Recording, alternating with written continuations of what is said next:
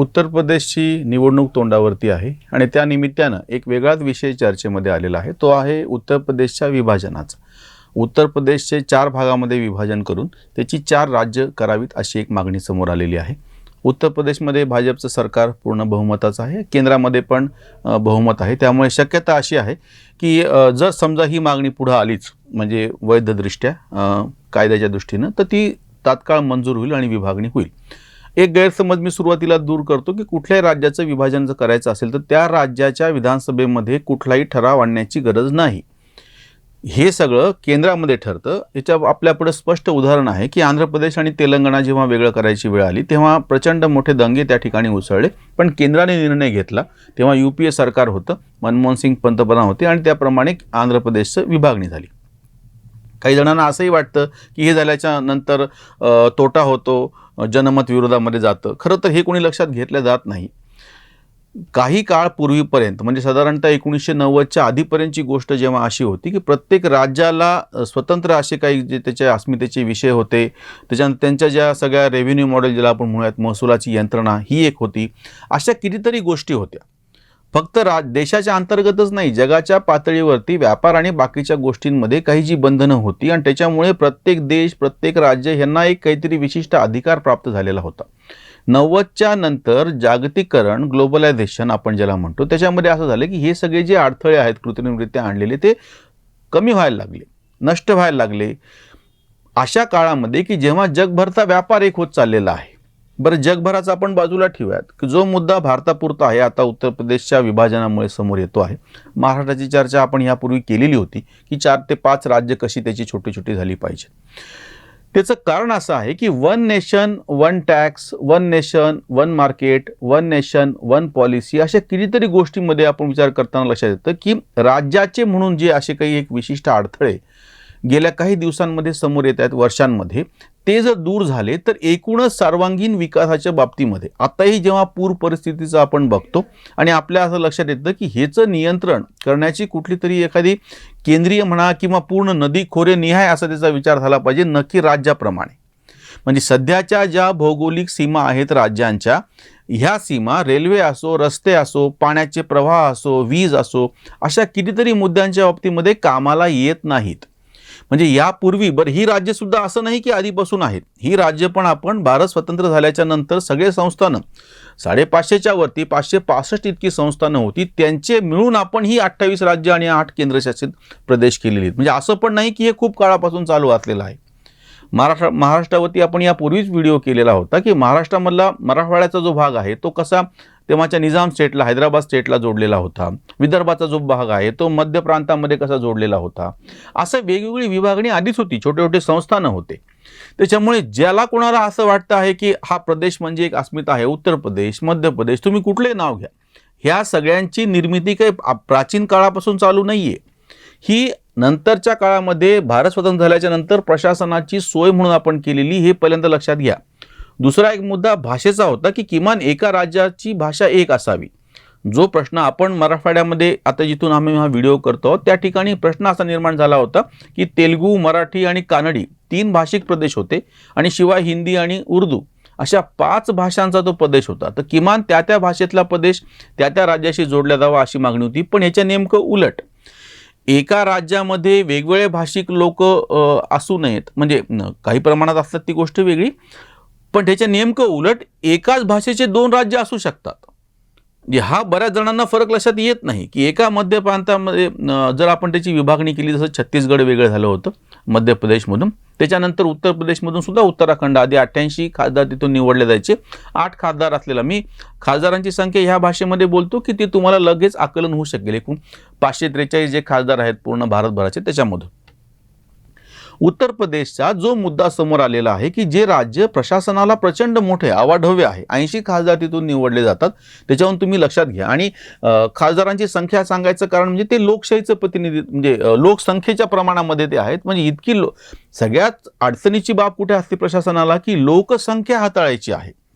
प्रदेश हाताळण्याच्या पेक्षा लोकसंख्या तुम्ही किती हँडल करता त्या लोकसंख्येच्या प्रमाणामध्ये तुम्हाला काही निर्णय घ्यायचे असतात. अगदी तुम्हाला कुठलेही, आता समजा लसीकरणाचा मुद्दा चालू आहे, एक राज्य आहे की ज्या ठिकाणची लोकसंख्या अतिशय कमी आहे आणि एक राज्य तिची लोकसंख्या प्रचंड आहे. म्हणजे अक्षरशः 2 खासदार निवडून येणारं गोव्यासारखं राज्य आणि 80 खासदार निवडून येणारं उत्तर प्रदेशसारखं राज्य, ह्या दोघांना म्हणताना आपण राज्यच म्हणतो, पण त्याच्यामध्ये प्रचंड म्हणजे 40 पटीचा फरक आहे लोकसंख्येच्या दृष्टीने जर आपण विचार केला तर. त्याच्यामुळे एखादं धोरण गोव्यामध्ये आपण कसं राबवतो ह्याच्या नेमकं उलट इतक्या मोठ्या लोकसंख्येच्यासाठी ते धोरण आपल्याला जर राबवायचं असेल तर आपल्याला काही वेगळ्या गोष्टी कराव्या लागतात. त्याच्यामुळे पहिला मुद्दा जो असा लक्षात घ्या की आता हे जे राज्यांची मागणी समोर येते ते अस्मितेचा विषय म्हणून समोर येत नाहीये. जुन्या पद्धतीने ज्या संकल्पना होत्या त्याच्यातून हे मागणी समोर येत नाहीये. किंवा आर्थिक विषय आता तुम्ही एकदा जो कराची जी पद्धत आलेली आहे म्हणजे एक देश वन नेशन वन टॅक्स, तुम्ही goods and service tax GST आल्याच्या नंतर म्हणजे कितीतरी गोष्टी अशा आधी नव्हत्या त्या आता बदललेल्या आहेत. त्याच्यामुळे पूर्वीची जी संकल्पना होती ती आता लागू पडत नाही. त्याच्यामुळे 5 अशी मोठी राज्य आहेत की ज्यांच्या विभागणीची प्रशासनाच्या पातळीवरती म्हणून गरज आहे. त्याच्यामध्ये नंबर 1 उत्तर प्रदेश, जिथून 80 खासदार निवडून येतात. दुसरं महाराष्ट्र, आपण त्याची चर्चा यापूर्वी केलेली, जिथून 48 खासदार निवडून येतात. तिसरं पश्चिम बंगाल, त्या ठिकाणाहून 42 खासदार निवडले जातात. चौथं जे राज्य आहे ते बिहार, जिथून अजूनही म्हणजे आधी 54 होते, 14 खासदारांचं असलेलं झारखंड हे वेगळं झालं आणि त्याच्यानंतर आताही 40 खासदार बिहारमधून निवडून येतात. त्याची पण विभागणी होण्याची गरज आहे. आणि त्याच्यानंतर तमिळनाडू, ज्या ठिकाणाहून 39 खासदार निवडून येतात. म्हणजे अशी ही 5 राज्य आहेत मोठी आकारानं की ज्यांच्या व्यवस्थापनाच्या दृष्टीनं, प्रशासनाच्या दृष्टीनं म्हणून त्यांची विभागणी आवश्यक झालेली आहे. एक साधारणतः 20 ते 25 किंवा फार तर 30 अशा खासदारांचं सीमा असलेलं जे राज्य एकत्र वेगळं करावं. अजून एक मुद्दा जो समोर येतो आहे तो लक्षात घेतला जात नाही. आपल्याला जेव्हा तुम्ही संपूर्ण देश हाही एक बाजारपेठ करायची असं आपण म्हणत असतो त्यावेळेस, तसंच आता जेव्हा पुराचा प्रश्न गंभीर झाला तेव्हा पाणी प्रश्नाचं नियोजन आपल्याला करायचं आहे किंवा आता इंधनाचा प्रश्न अतिशय गंभीर आहे. त्याच्यामुळे आपल्याला वीज वापरायची आहे, विजेवर चालणारी इंधनं किंवा हे वापरायचे. अशा वेळी नॅशनल ग्रीड असणे, राष्ट्रीय पातळीवरती विजेचं वितरण कसं करायचं आहे, उत्पादन कसं करायचं आहे आणि समप्रमाणात कसं पोहोचवायचं आहे, हे सगळे विषय एका छोट्या राज्याच्या अखत्यारीत येत नाहीत. किंवा तुम्ही रेल्वेचं बघितलं असेल की साधारणतः 90-92च्या नंतर युनिगेज पूर्ण सगळ्या भारतामध्ये ब्रॉडगेजची आपण संकल्पना आणली. तीच आता त्याचा पुढचा टप्पा सगळ्याचं इलेक्ट्रिफिकेशन म्हणून समोर येतो आहे. हे काही विषय असे आहेत ना की ते एखाद्या राज्याच्या कवेत मावणारे नाही आहेत. रस्त्यांच्या बाबतीमध्ये सुद्धा एक बदल असा झालेला आहे गेल्या 15-1 वर्षांमध्ये की रस्त्या म्हणजे नॅशनल हायवेज आपण म्हणूयात, त्यांच्यावरचं प्रचंड प्रमाणामध्ये वाढलेली त्यांची वाहतूक, त्यांची गरज म्हणून आपण वेगवेगळे मोठे प्रकल्प आता सुरू झालेले आहेत रस्त्यांचे. म्हणजे तुमच्या असं लक्षात येऊ शकेल की आपण जेव्हा राज्यांचा विचार पूर्वी करत होतो, छोट्या राज्यांचा, त्याच्यामध्ये अस्मितेचे मुद्दे होते, बाकीच्या काही गोष्टी होत्या, स्थानिक संस्कृती आपण असं म्हणत होतो, पण हे सगळं बाजूला ठेवून ते अबाधित ठेवून त्यांना कुठेही धोका पोहोचू दिला गेलेला नाहीये. म्हणजे मध्य प्रदेशच्या एक राज्याचे जेव्हा 2 राज्य झाले तेव्हा काही हिंदी भाषेला किंवा तिथल्या जनतेला त्याच्यामुळे काही अडचण नाही आली. किंवा आंध्र प्रदेश आणि तेलंगणा असे वेगळे झाल्याच्या नंतर तिथल्या तेलुगू भाषिक लोकांना तेलुगू भाषेची काही हानी झाली असं नाही झालं, तिथल्या संस्कृतीची काही हानी झाली असं नाही झालं.